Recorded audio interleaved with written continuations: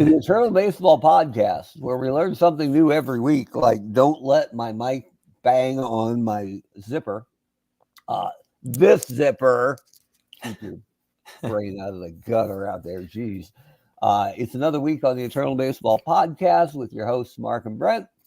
We're the brains and the brawn and the full staff that brings you your favorite. Send all your complaints to either one of us. Just eeny, meeny, miny, moe it. It's one of us that blew it. we'll both point at the other. If it's an egregious spelling error, it's over here. Yeah, it's probably it. And if it's a technical issue, that would probably be. But thanks for joining us. We do bring you the Eternal Baseball Podcast every Sunday night at 9 p.m. Eastern, 6 p.m. Pacific. We're happy to see TD join us. Tino. Whose Tigers are red hot, even though Ty Cobb is not. And we'll get into all of that very, very soon. But we are in the fourth season of Eternal Baseball, just wrapping up week 19 of 27. So we're a little past the 2/3 point. And tonight we've got our game of the week. And it's one of those, I hate to say it, two birds with one stone kind of things. Every team gets on the Eternal Baseball Podcast for the game of the week during the course of the season. And this week we got two teams we haven't hit yet. So Milwaukee Brewers at Kansas City Royals. The Royals have turned it on a little bit lately, and they're always the team I expect to do a little better than they have. So one of these years. Welcome, Cameron. Some year, you just know that Bret's going to hit 400. So we definitely want to see this. And we got a little side route going on.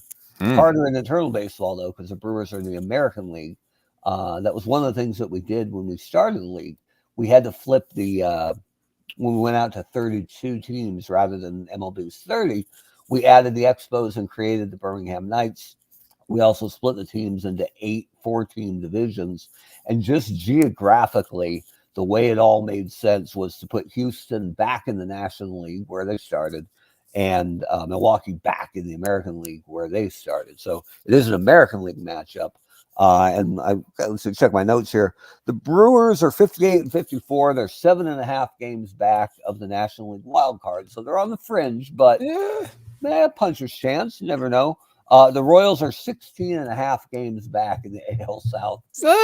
That's where Birmingham. If Frank White gets hot, anything is possible. Yeah, and this is a year where Satchel Paige is mortal this year. Normally he's absolutely unstoppable. So that kind of, not that we don't root for a team in specifically, but we would like things to be competitive always. So I'm always rooting for Kansas City to fight Birmingham at least a little bit longer.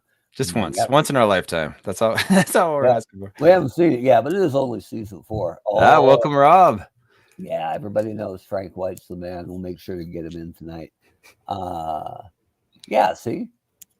wouldn't mind the Brewers being back in the American League. That was such a transparent play by Commissioner Bud Selig to move the Brewers to the division he actually would have preferred them all along. And it was when the Astros were sold. And I think it was Jim Crane. But anyway, whenever they were sold, that was part of the ratification of the deal was they had to accept placement into the American League. And of course, what's a new owner going to say? No, I won't buy that team. Yes, sir. So, that's a step too far, sir. Yeah. Welcome to the club, new guy. You're in the American League. So we'll get to that, but let me share the screen here and we'll get into the week that was here in Eternal Baseball. So we want to share this screen, make sure to share the audio, and bam, just like that, we're all pink and gold. So as you know, if you've been here Cameron's hearing the clicking sound again. All right, watch this. I'm going to put this way up. Now I look like we just got to buy you a turtleneck, man. Dude, I look like a bad Russian mobster now, right? And not a good one like the flunky. But we'll deal with it. Let me know if that helps.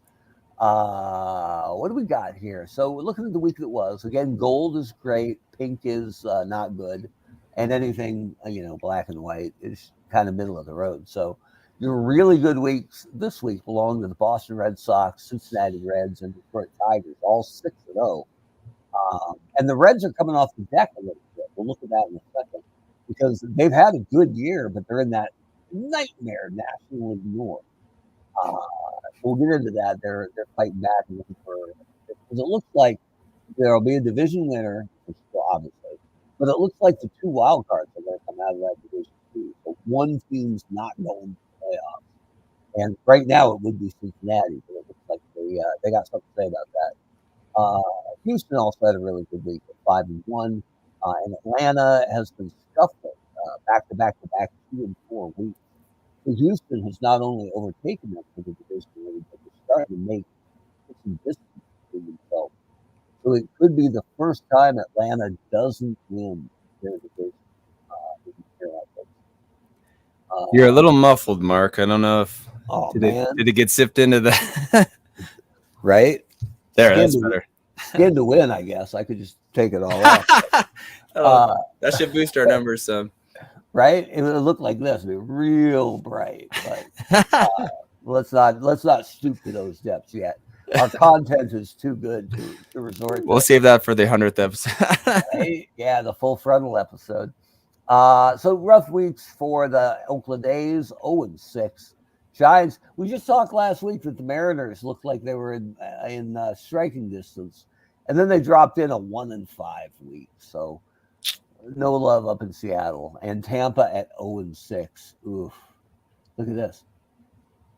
I'm straight legit in my tracksuit this week. So it's good to know. A couple neck tattoos and you're there, man. Right? Good to know that I'm authentic, Tovanish, and that I'm not just a poser here. So we'll save that weekly tracker. I did some good work there. All right, so here we are looking at the standings here. Now, remember, this includes tomorrow's games, except for the Milwaukee-Kansas City clash. So you're looking at Philadelphia, 8-game lead on New York out east. Here's Houston, who has overtaken Atlanta, now has a 4-game lead. Braves 9 games under 500. That's one of the big shockers this year. And then here's the NL North, right? Like the absolute meat grinder. So there's St. Louis with the best record in the National League. Chicago, 1 game back. Pittsburgh, 3 games back of the lead. But there are 2 wild card leading teams. Cincinnati is only 5 games back of Pittsburgh for that second National League wild card. Now, 8 games back of St. Louis with 3 teams to jump. Division titles looking unlikely. But could they nab that wild card? Absolutely. So keep an eye on the Reds. Joe Morgan was a player of the day today in the National League with 2 home runs. Good to see him turn his season around a little bit. Out west, the Padres have fallen off, and the Dodgers are starting to make some room. So 5 up there in the west. Out east, the Yankees are still rolling, and it's funny because look at Boston at 71-42. They would be the top wild card, and they're fantastic. They're having a great year, and nobody wants to face Clemens, Pedro, Cy Young in the playoffs, but they're still 10 games back. So I guess a testament to the 2-time defending champs. Baltimore, let me see where they're at. Looks like Baltimore has the second wild card, but only by a game over Cleveland. Cleveland's come on a little bit. Birmingham's strong in the South. Detroit's fantastic. 9 straight wins for the Tigers. So you gotta, I'm sure Tino's totally down with that. Puts Cleveland and Chicago both. Oh, I guess Chicago's only a game back of that second wild card as well. So the White Sox have turned it on a bit. And out west, the Minnesota Twins, a little breathing room. They're a game under 500, but in first place, and 3 games up on the LA Angels. So that's where we're at right now. But for tonight, we got a real showdown, boy. Let me get the scoreboard up and running here. And again, this is your chance to take a look at tomorrow. Just to throw a little spoiler out there, this Montreal-Philadelphia game, one of my favorites of the entire season. Philadelphia put up a 9-run inning and lost 17-12, thanks mainly to Rusty Staub, 2 for 3 with a homer, a double, 3 walks, and 5 RBI. So it's a good day's work. Most valuable redhead. present company excluded. You can see those box scores tomorrow. But today, and this is kind of cool. Whenever I post the scoreboard, I make sure to rotate through the leaderboards over here on the right. So sometimes it's overall league leaders, and then the next day it'll be batting leaders, and it'll be pitching leaders. That's been Hilton Smith all year, pretty much. Birmingham's fantastic, but a little bit unheralded starter, has led the league in ERA for months. And he finally got caught led all of baseball, finally got caught by Mordecai Brown this week. So if you had three-fingered Brown in your rotisserie league, good for you. He's now the top dog, but just barely. So it wouldn't be totally surprising if Hilton Smith got him. And today we had Walter Johnson, the big train, who plays for Minnesota, because that's who the Senators became, was one of our American League players of the day with yet another shutout. And we put up a picture of him with a Twins logo on his hat. And one guy caught it. He was not happy about it. And let us know. Maybe you need to learn your baseball history. And I'm like, hey, that would be a good thing, too. Could you imagine how much more helpful it would be for us to run the league with some sort of understanding of baseball history? So that cut for sure. Yeah, deep. We'll look into that. There's got to be some websites about that. But today it's Milwaukee and Kansas City. It's a beautiful ballpark. I'm a sucker for Kauffman. One that I've never been to, but would absolutely like to drop in. And let's see. So the pitching matchup today is, and this was funny. Milwaukee's had a rough rotation this year. And get ready for that to happen again, Milwaukee fans. I'm just saying, as the MLB season's right around the corner. But they finally sent Chris Bosio and Jim Colburn down with their 5.33 and their 6.54 ERA. And they activated Mike Caldwell and Pete Vukovich, also known as Clue Haywood. Clue Haywood. I love it. From Major League. And Caldwell got the start yesterday. And what did he do? Complete game shutout. 6-hitter. Good for Mike Caldwell. Wow. And gave them game one of the series. But it won't be Vukovich today. It'll be Corbin Burns, which will be a little bit bittersweet for our Milwaukee fans out there. But he'll stay a Brewer until he's more another team. And given that he's a free agent at year's end, no guarantee that he's going to be an Oriole forever, right? So just like I think Manny Machado will finally be more Padre than Oriole at the end of this major league season. So Eternal Baseball Season 5 will have Machado, I believe, on the Padres for the very first time. So just because a guy leaves your favorite team doesn't mean he's gone in Eternal Baseball. He'll still be here for a while. And that's how you got Corbin Burns starting tonight for the Brewers. Oh, wow. We got a ton of comments. Been lacking Let's see. What do we got here? We better get to it. The Eagles. Yeah. That's from my Montreal, Philly, and LeGrand Orange for Rusty Sub. Great nickname.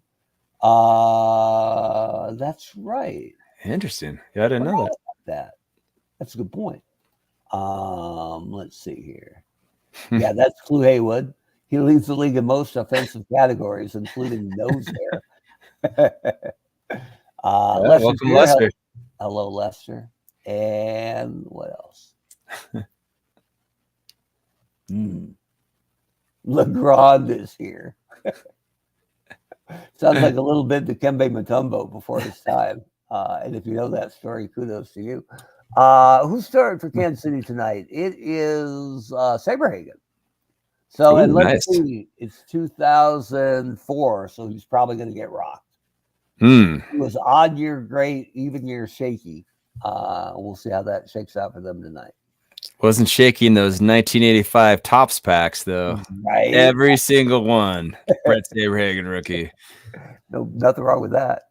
All right, so let's see. So it's right-handers both ways. So for Kansas City, looking at their OPS versus right-handers, we may have to activate Mayberry. We'll see. But the best they have is Danny Tartable. And then George Brett's the only lefty among the top. So it looks like 3-4. Bret Tartable. Oh, look at Frank White and Willie Wilson. Leading them off, Frank White. Right? It looks like it's going to be Willie Wilson, Frank White. Dude, we can't lose. This is a team of destiny. Mike Sweeney, who can catch. He had some good years. Equally bad. He's just as bad behind the plate as he was at first base. Is there any way we can get Hal McRae in there? We can get Hal. Well, we can also pinch run him. McRae murders lefties, so he always plays against lefties. He murders infielders, murders lefties. Yeah, he can't be stopped, right? I'm trying to think the way this probably works best. That Tartable's brutal in right. So we probably want Damon in center. Wilson's in center. Sorry. Damon's in left. Probably want a DH Tartable because he's an absolute butcher. And that puts Dye in right. At 660, McRae's 632. Can Damon play left? Let's see. No, play right? He can't. So I can give you McRae, but we got to put Tartable in right field. As long as you're willing to live with that glove. I'm willing to live with it. And then what do you think? Bobby Witt and Perez? Yeah, I mean, you can't not play Perez, right? So McRae will be our DH. Oh, we could get Bob Boone in there. You know what? Baroa actually has better numbers than Bobby Witt, and he's better defensively. So Angel Baroa, perhaps? All right. I'll be talked out of it. You really want Bobby Witt? Let's do Bobby Witt. He's a bigger name. He's got upside. I mean, embarrassing that Salvador Perez is going to hit ninth, right? But he's in there. So, there's a murderer's row here. That's pretty good, yeah. Now over here on the Brew Crew side of it, let's see. Oh, look at this. We already offended Rob with Frank White. Yeah, the numbers show it though. So, yeah, like I always said, man, play the numbers. It's not personal. It's always business. So we've got Richie Sexton cleaning up. Cameron's on board with our Bobby Witt. Nice. All right. Right? Yeah, bro sucked. All right, fair enough. Fair enough. Let's see. Here's Tino. All right. Frank, I love Tanana. Just saying his name. Right. How about Verlander? He's getting that diva reputation right now. We got to throw out some sketchy Tigers here. There's got to be a couple we can. Yeah, maybe Gibson. I can see Gibson being a bit abrasive. We'll see. All right, so Richie Sexton at 6'11" or whatever he is will be our cleanup hitter, and then Cecil Cooper leading off. I'm not sure when he's going to play. Ty Cobb may be our go-to. I was going to keep that in the whole pocket there. Yeah. It's not. All I know is it's not John Walkenfuss because we did a post on John Walkenfuss, and oh my goodness, the entire state of Michigan came out. Yep. And we're talking about how he was their neighbor, and he's just like the nicest guy. I mean, he can't live next to everybody. Right? He apparently did. Moved a lot. Sounds like a good dude though. Here's one of the guys for the life of me. Mostly because he played in Milwaukee, smaller market. Robin Yount was, I don't know if he won Gold Gloves, but he was a fantastic shortstop and center fielder. And he was a starting shortstop in the major leagues at 19 years old. Yeah. Marlboro man. That guy did everything. On. Just forget about it. All right. Paul Molitor, nothing wrong with him. Looks like it's the numbers say Carlos Gomez because Gorman. Do we have to do that? Excuse me. Gorman Thomas has had a dreadful year, but it's Gorman Thomas. I know we want to play the hits. Let's get Gorman Thomas in there. All right, we're gonna sink him at least. Wait, we're playing Gorman Thomas in center? Yeah, he was center fielder. He was at one point? Mostly. He wasn't a corner guy? No, he was center fielder. Man. So look at that. That's like beer league softball style there. Here's a guy who's often forgotten. Dave Nilsson in the late 90s was an Australian catcher for the Brewers.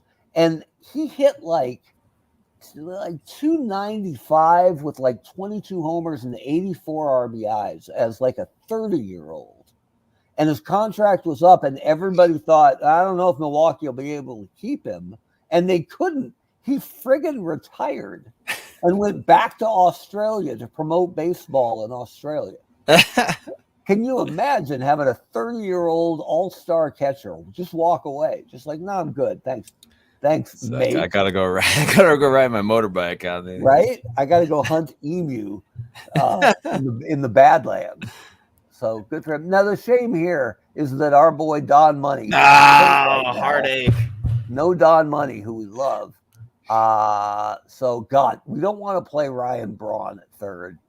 So that puts Jeff Cirillo as our third baseman. Really, Jeff Cirillo? I mean, third baseman. Money's hurt. Molitor can play third, but then we got to find a second baseman. Braun plays a terrible third. If you want to risk Braun at third, that would let us play somebody else in left. Let's do it. So we could get Gomez into the lineup. I was thinking Greg Vaughn, but we can get Vaughn into the lineup. But man, Braun, remember he played third in his first year and pretty much never again because he was a nightmare factory. But it might be fun. Never know. So who do we got here? You want Vaughn? I'll give you Vaughn. Vaughn would go instead of Cirillo right here. There you go. So a couple more comments here. Let's see. Yeah. So was that totally made up, his reputation? About Cobb? Yeah. Supposedly, I know that he was painted as just an absolute villain and a cad in the Ken Burns baseball documentary. And I know that there is a sense that a lot of that was based on the writings of one reporter who really did not like it. And so, interesting. And so there is some scuttle that Cobb may have been painted. I mean, that baseball documentary is so historic, right? And so well researched by and large that it's considered gospel. But there is a group of researchers and fans who believe that Cobb was painted a little too villainous. So it was just one source that he had a conflict with. Interesting. A lot of it. Yeah, and I'll have to look into it. Obviously, Tino's Tiger fan number one, so he knows better than me. But one of the things hung on Cobb was that he was very racist. And his point is that he actually supported African Americans in Major League Baseball. I'd have to read more into it, but I would defer to TD here. Interesting.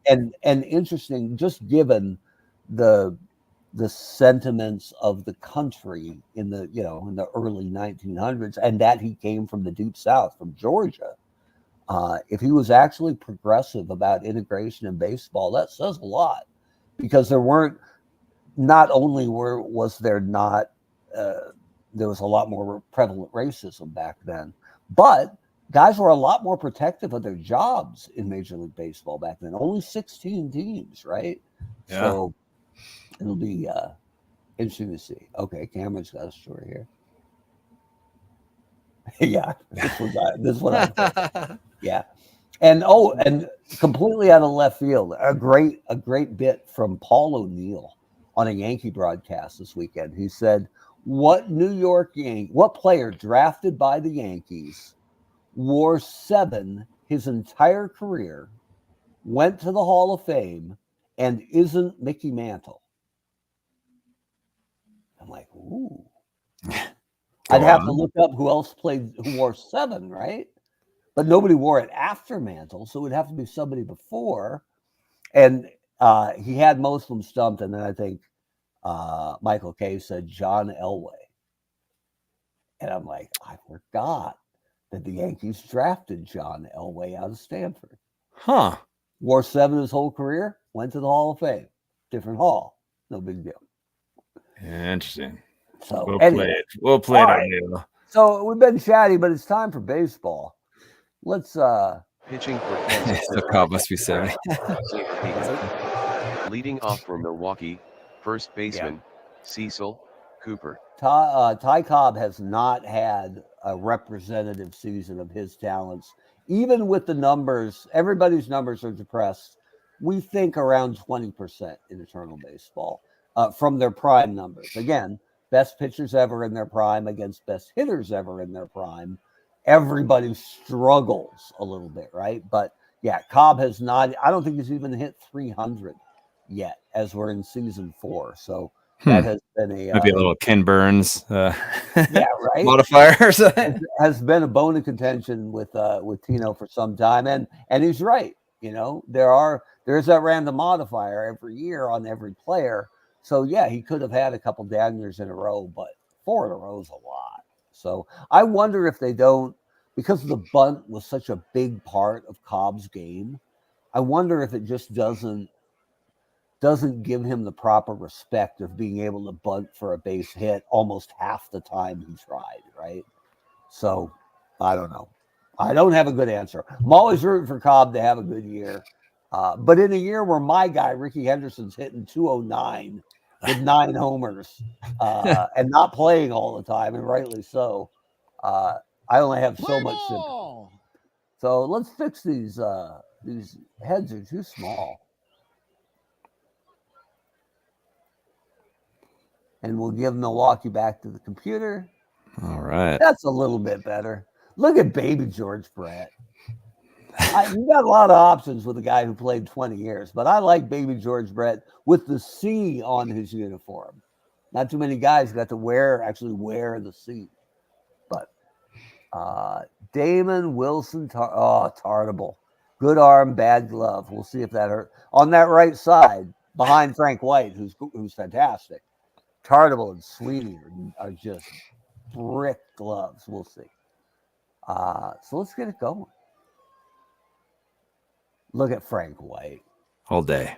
The inside baseball Brian, on Frank White Ron. is when we first published our lineups for season 1 of Eternal Baseball. We had Whit Merrifield at second base for the Royals, and the Kansas City fans went absolutely nuts that we would consider anybody ahead of Frank White. And it was one of those things where we had to say, hey, we're looking at their peak, their best 3 seasons combined. Nobody's saying Merrifield had a better career than Frank White or that he was a better Royal than Frank White. We're just saying that his statistical peak is a little bit higher. And Royal fans accepted Royal fans were like, hey, that's cool. That's cool. Yeah, they were like, you know what? Thank you for your time. Yeah. So, here's Ryan Braun. Right fielder, Ben Ogilvy. Ogilvy. Oh, look at this. Bret, Sweeney, and Perez.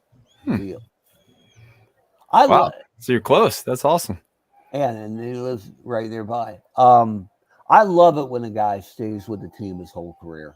I wish there was more of that because I think the small market teams cry poor a lot when they could spend a little bit more. So I like it when Sal Perez is a Royal for life. I like it when Joe Mauer never leaves Minnesota. I'd like to see a little bit more of that.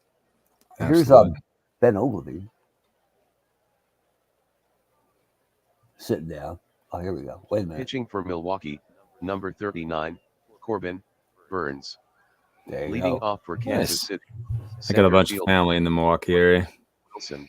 My wife's from Green Bay, so we get back there once in a while. They eat at Kroll's, the big burger place right in the shadow of Lambeau. I've done my time in Wisconsin. Here's Willie Wilson's a great bunter. Does it sound especially positive? Oh, I am a great bit. I have a buddy who actually does a little stand-up comedy in Phoenix, and part of his act is like, yeah, I grew up kind of rough. I went to Catholic school. Anybody else here go to Catholic school? And a couple of hands will go up. And he'll point at one guy and go, how long were you in for? There you go. Look at this. My father-in-law is from Ohio. He always talks about how Ohio is a great place to be from. Right. Look at this. Our first ever Eternal Baseball meetup could happen. We should. We'll do a cruise. Right? Either at Kroll's or in Door County. We'll make it happen. So Willie Wilson's a great bunter, and they know that because look at Braun and Cooper. And he sends it for a run. Yeah, Second I'll tell my baseman, Kroll story real Greg. quick. White. So we visit my wife's family in Green Bay, and they're like, "Hey, we have to go to Kroll's," and it's this burger spot. Looks like a big old A&W, basically. And we go in, and the waitress comes over, and she takes our order, and I say, "I'll have a double bacon cheeseburger with mustard and ketchup only." And she takes all the orders, and she goes to leave, and she turns on her heel, and she goes, "Hey, darling, when you say mustard and ketchup only, does that mean you don't want the butter?" And I'm like, "It's a double frigging cheeseburger with bacon. I think I'm okay without the butter." And I didn't say that. I was nice, right? I'm like, "Yeah, that'd be perfect. Thank you." And she, "All right," spins on her heel, leaves. And then immediately all the Green Bay locals look at me and shake their heads and go, "You should have got the butter." And I guess they put like 3 tablespoons of butter on top of right on the patty. Just And soak it. let Oh, it melt down. oh, it must be so good. I mean, I'm not exactly health freak, but I don't know that I need 3 pats of butter on my bacon double cheeseburger. I'll take the 2 sticks of butter on the side, please. Thank you. Right? Could I just get some mayonnaise to gnaw on, please? Ugh. All right, here's Frank White. I bet Whit Merrifield would have got a hit there, but Ooh, right. yeah, Merrifield's legging that one out. George. Bret. George Bret, the man. Designated hitter, Richie Sexson. Ah, Culvers are all over though. sound pretty Gotta good. Go to Green Bay for Crolls. Here's Richie Sexson. If you can look it up, maybe I'll find it on YouTube or somebody else will. Richie Sexson as a Diamondback hit the most mammoth home run I've ever seen live. It was just straightaway center, and the scoreboard is gigantic, and the batter's eye is just this giant black obelisk underneath it. And he hit it damn near halfway up that scoreboard. And I think it was most majestic because it went straight, right? And the camera just had no idea where the hell it was. And then finally it hit way up at the top and dropped straight down. It was phenomenal. So if you want to see something incredible, check out Richie Sexson obliterating a baseball as a Diamondback. But hopefully not tonight. All right, there we go. Shortstop, Robin Yount. I mean, come on now. With that curly. Yeah, I mean, just put a leather jacket on him and put him on a horse. Marlboro, yeah, right? man. So good. Sitting down. Second baseman, Paul Molitor. And ooh, Sweeney. Look at that. Oh, wait, they're challenging it. Reversed. Catcher, number 11, Dave. Not too surprising. I think we're all a little surprised that Sweeney beat him to the back. Yeah, in the Molitor versus Sweeney foot race, I think I'm all right with Paulie winning that. Here's Dave Nilsson. The double off the wall. You know Molitor's scoring on that. It's 1-0 Brewers. Left Willie fielder, Wilson, Greg poor play. Vaughn. We got Amos Otis on the bench and Johnny Damon in left, so let's not make a habit of that, Willie. Here's Greg Vaughn.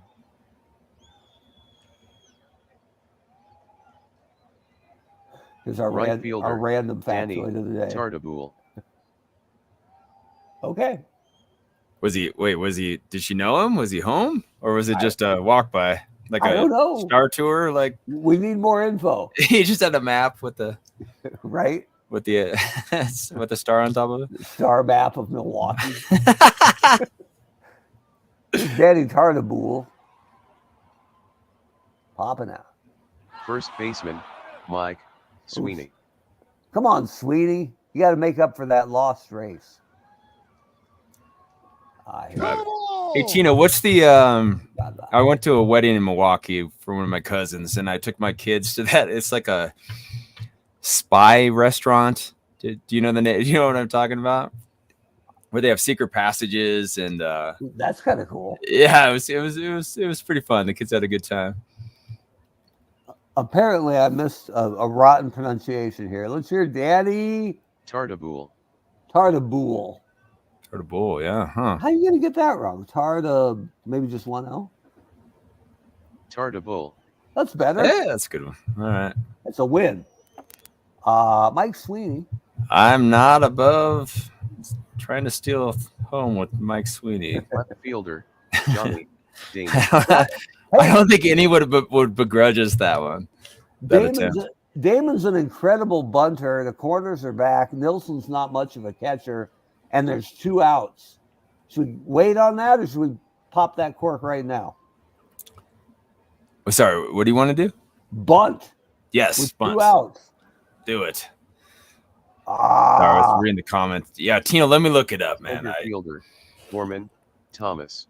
All right. Spy Restaurant. Look at Gorman Thomas. Holy smokes.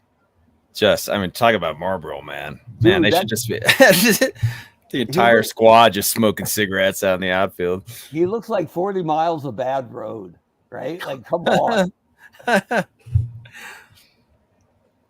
Yeah, he's gonna make me pay for it probably, but all right, let me look. I'm out of commission for a sec looking up the Spy Restaurant. Roto's on Spy Restaurant. Yeah, it came up Milwaukee. Whatever. Cooper sits. Here's Ryan Braun. It's called the Safe House. That makes sense. Enter a world of espionage is their main header, where the spies meet. Designated hitter. That's a cool idea. Yeah, it's pretty cool because they got. I mean, it's sort of a scavenger hunt for the kids where you got to find different areas. You got to talk to people, like certain people in different areas of the restaurant to get information. And who knew the spies meet in Milwaukee? Who knew? Yeah, it's got these like secret passages and stuff. It's kind of cool, especially for the kids. Yeah, I like that. All right, here's Roto special. Hal McRae. Boom. Sharp spike and phone in hand. He must love cell phones now because he can huck a phone at people at any time, right? So good. He got a lot of that, but Gorman Thomas is all over. Shortstop, number 7. Tino, I can't vouch for the food, so please don't hold me accountable for that. But the experience itself was fun. So right, that there may be the food may be great, but please don't hold me accountable for that. If it's Rob's got a good point here about the 82 Brewers. Yeah, it's like a Grizzly Adam cast. Yeah. With Raleigh Fingers, right? The head of the head of the group, right? With the evil mustache. There you go. Here's Bobby Witt Jr. Oh, number 13, Salvador. It's called the Safe House. Oh, Corbin Burns dealing tonight. Got a no-hitter going through 3, so I jinxed him. Richie Sexton with a single to left. Oh, turn 2. Frankie White to Bobby Witt, but 6'11". Richie Sexton just back body drops Bobby Witt Jr. at second base. They only get 1.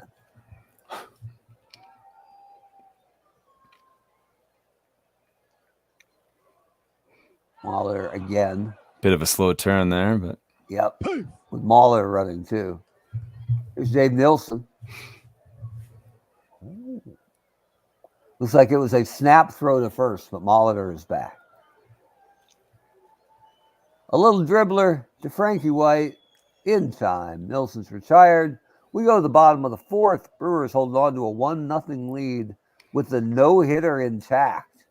And the corners are in on Willie Wilson because they fear the bunt. Oh, Molitor's on it. Man, Corbin Burns getting it done. Sitting down Frank White. All right, if anybody's going to break up a no-hitter. I'd walk him too. Fine. George Bret, 70% to steal Roto. You feeling it? Should we run ourselves out of the inning? I think with the cleanup hitter up, don't you have to let him swing? It's Danny Tartwell, though. Like, cleanup is relative here, right? If it was Willie Mays, you read on there, McCovey or. All right, Nilsson's not much of an arm. So 70%. George Bret, let's do it. Oh, what a jump! He's in. Yeah, he's out. All right. Have we had a no-hitter? We have one or two of them. None of them. We've never had one live on the podcast. That would be great. It'd be the best half hour of baseball you'll see all week. Just us banging our heads on the keyboard. Right? We have had a couple. I'm trying to remember who they were, though. They were early in the year. I'll have to look that up. Maybe somebody else knows. But now the Perfecto's gone. Yeah, that's a good point with the walk. But no hitter's still intact. Ball 4. Take your base. And there goes Greg Vaughn. Speed burner over there. Gorman Thomas with a little soft liner. Double him off. All right. 2 down for Cecil Cooper. An underrated player. Always felt that way. But he flies out. All right, here's Danny Tartable. Mad that we took the bat out of his hand. And just like that, kiss that no goodbye. Tartable with a clean single to left. Although it went by Braun, so who knows if it was actually that clean. There you go, right? Tartable, 75%, Roto. Don Money makes that play.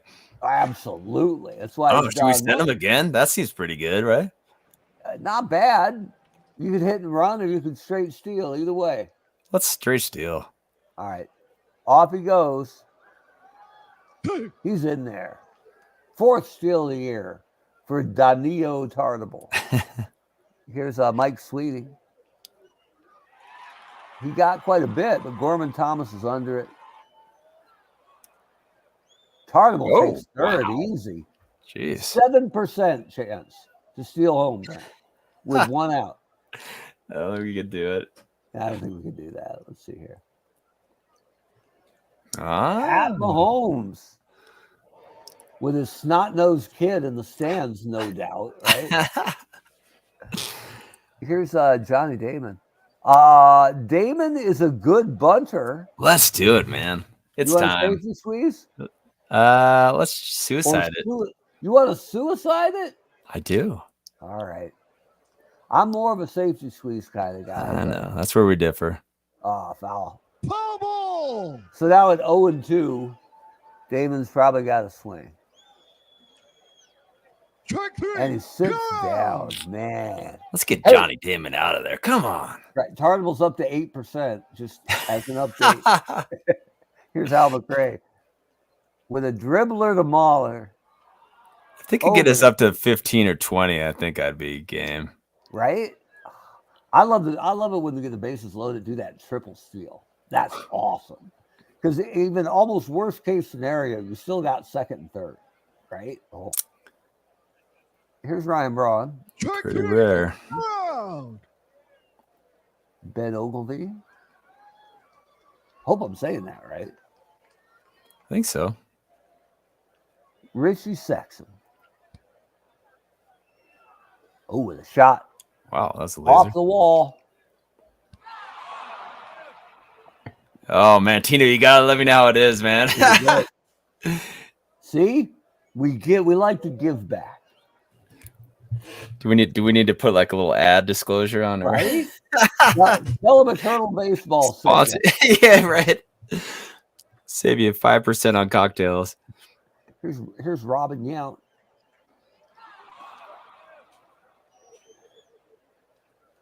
I have a lot in the bleachers too, as I recall, over in Yankee Stadium. Here's Bobby Witt. We got one hit. Send him. We got to 92, Roto. 92. All right. Yes. Look at that jump. He's in there. Send him. 42. Come on, Sal. Come on, Perez. That's why you're hitting 9th, Perez. Let's go, Willie. 6-game hitting streak. Ooh. Braun actually caught it. Dang it. What are the odds of that? It's all on you, Frank White. A little 9-hopper to Robin Yount, and they're out of the inning, right? This is a good point. There's That's a true. shocking lack of Bianca. I've lobbied for years, Mike, but man, Mark and his data right? shut me down. Weber says he doesn't hit enough. Here's Paul Molitor. Yeah, we got Angel Baroa in there. So now Dave Nilsson. Oh, this could be 2. Nope. Oh, he's there. Safe. He got him. I don't know why I'm pleased that he was almost safe. Right. Sometimes I get my teams mixed up. I'm getting old. Here's Greg Vaughn. Tap, tap, tap. George Bret, no trouble. Molitor at second. Now 2 down, right? Biancalana Rama. Biancalana Mania is running wild in Eternal Baseball. Here's Gorman Thomas. Seems angry to be here. Oh, be madder now. Oh. This game really moved along. Must be the lack of hitting.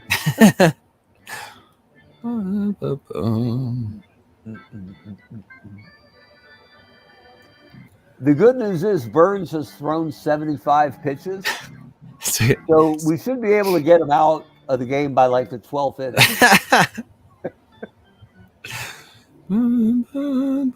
Big flourish.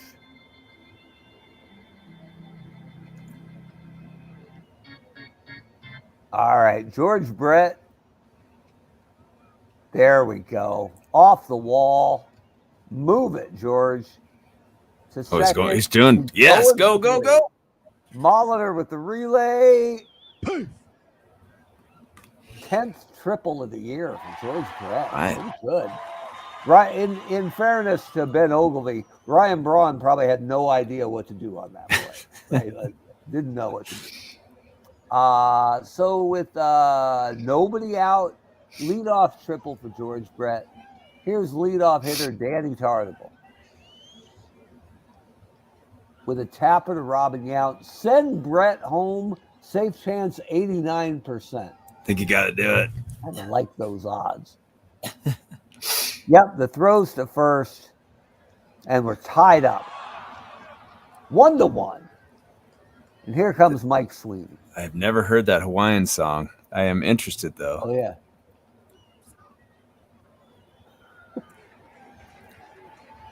Yeah, it's the B-side to Wayne Gretzky's Mocha Hakalika Means Hockey. Great song. All right, 69% for Mike Sweeney. I kid you not. Bro, that is tempting. Do we do it? Let's do it. Come on, for the people, for the fans. How about hit and run? How about we just straight steal for the fans? I think it's an uproar in the comments right now. Here he goes. Oh, he got a bad jump, but now he's 73%. I think you do it. Oh, what a jump. No.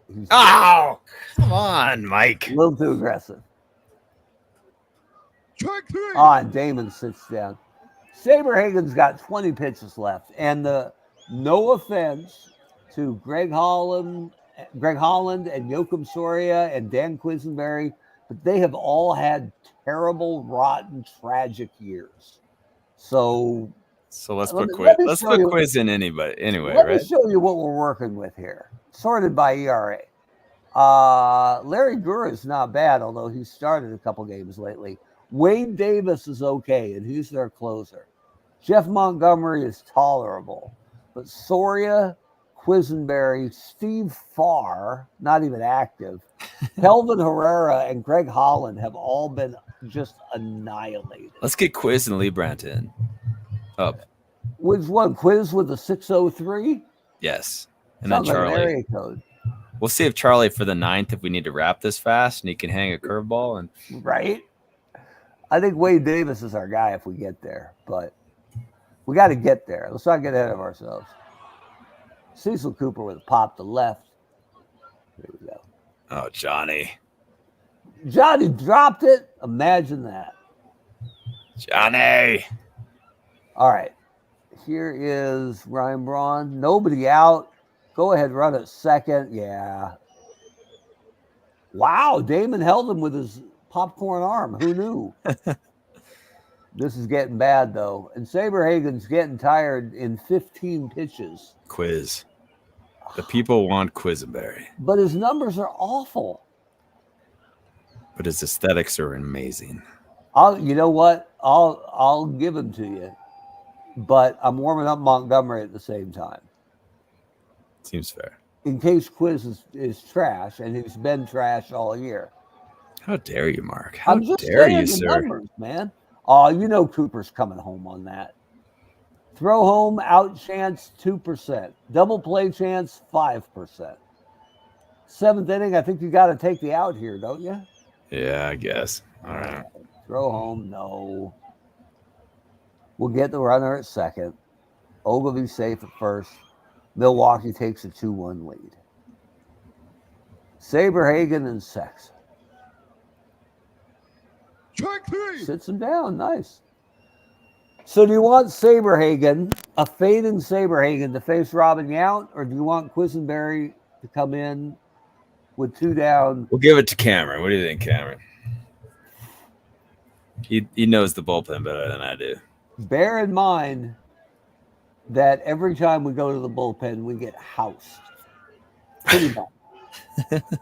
So do you want to go to the legend with the 6 ERA, or do you want to let Saberhagen have one more batter? It's on you, Cameron. We'll wait.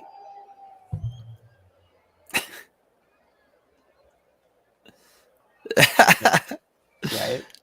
I'm a mere baseball podcaster, Tino. Yeah. We're not here to give Yelp reviews. I don't remember it being outrageous or especially tasty. So There you go. you're on your own, brother. Climb up. We're making the change. It's Quisenberry time. It's quiz and safe house time. Kansas City, Dan, Quisenberry. Apparently, Quisenberry had an everlasting gobstopper in his mouth when they took this photo. Come on, Quiz. Quisenberry Yount with Ogilvy on first is so 1980 like 4 that I am kind of Corbin Thomas on deck. This is Yep.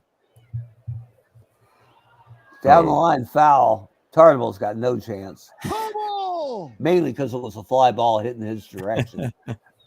1 and 2. Robin Yount. Oh, he hit him oh, right in the ear. you know, he deserved it. It's hard to control the ball when you come from, like, that's more than a quarter down, right?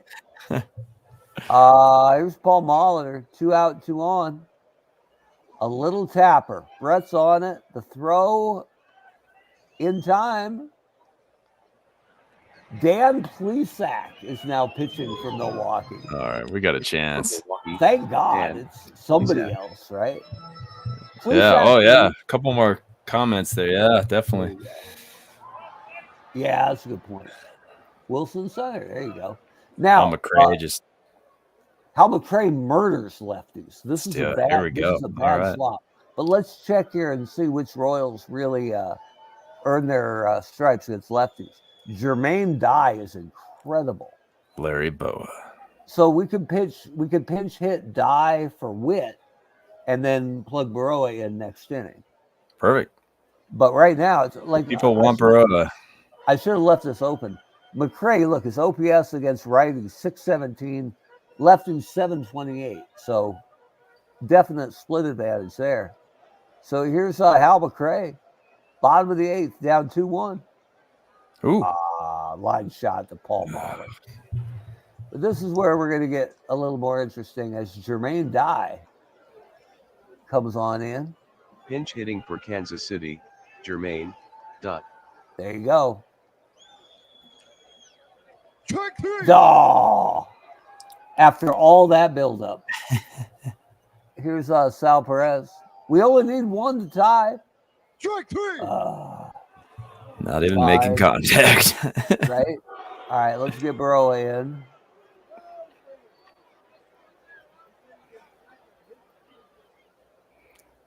He'll be our new shortstop. And the Quiz is getting it done so far. Ball 4. Oh, Take your James. base. Weber, what are we doing here? Sorry about that. Here's Greg Vaughn. He got a bit, but Damon's on his horse. Pulls it in. 1 down. Here's Gorman Thomas. Oh, hang on. We get 1. Cameron wants to know if we're going to Monty.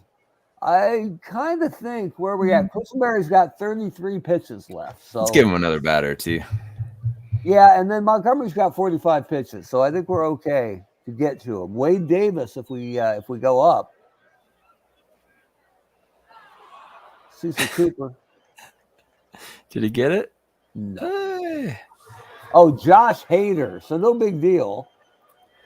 Do we need to get Montgomery? What do we do with him? With the triple exclamation. 71. Yeah, it means Josh he's starting to Hader. wear down in that bullpen. So, but it doesn't really matter unless we tie this up. But we might. We check the roster here. Yeah, all our best right-handed hitters are in the lineup, or hitters against right-handers. So we don't have a pinch hit play here. However, Wilson is a phenomenal bunter and 0 for 3 on the day. Your call, man. I like the bunt. I Still. want to see it. Run, dude. Look at that. Wow.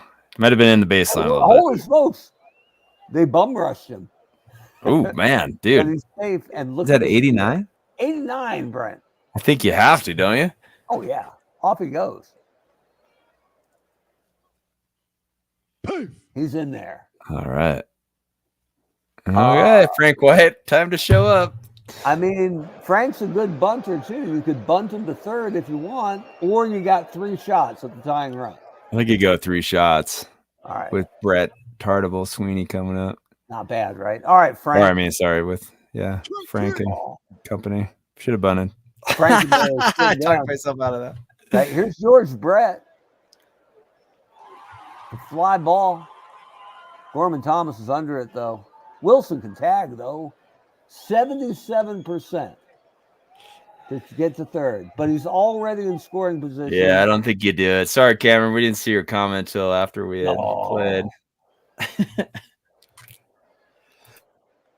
Yeah. Oh, here we go. That's a good point. That's another one they wanted. A lot of Alex Gordon fans out there. Yeah, I don't see the advantage here. Wilson scores on any single anyway, pretty much. So You don't run on Gorman Thomas. no, thank you. Danny Tardible. Oh, exactly what we wanted. Oh, Yeah. look at this. You're correct, sir. It could be. I had so much faith in Frank White, though, that I couldn't deny him the chance to knock that in. Let's not let George Brett off the hook, right? Come on now. Duck on the pond and all.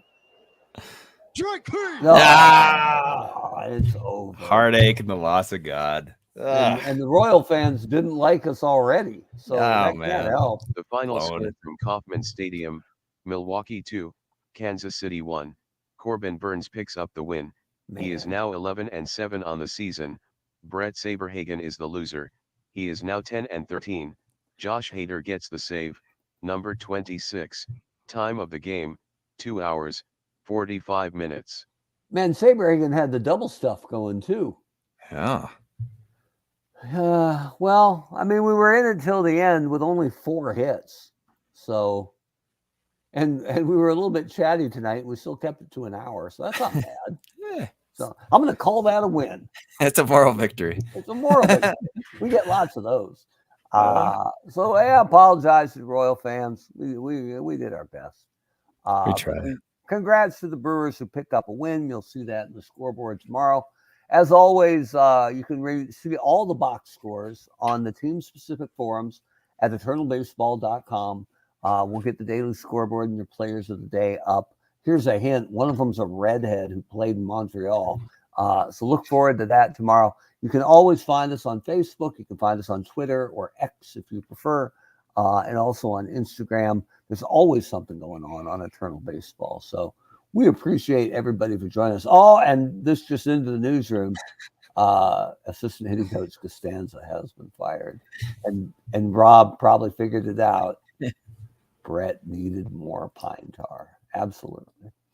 But that's how it shakes out on the Eternal Baseball podcast. We appreciate you joining us. We'll be back next week with a special guest host. And who's it going to be? You have to tune in to find out. But with Roto on assignment, we'll have somebody else riding shotgun. And we will have that all for you next week. So thanks again to everybody who joined us live. Remember, the best way you can help us is to like, subscribe, and share our videos. Subscribe on YouTube, like and follow us on Facebook. We're here all the time. We're not hard to find. So we appreciate you finding us, and we'll see you next week, at least I will, for another thrilling edition of the Eternal Baseball Podcast. Thanks, everyone.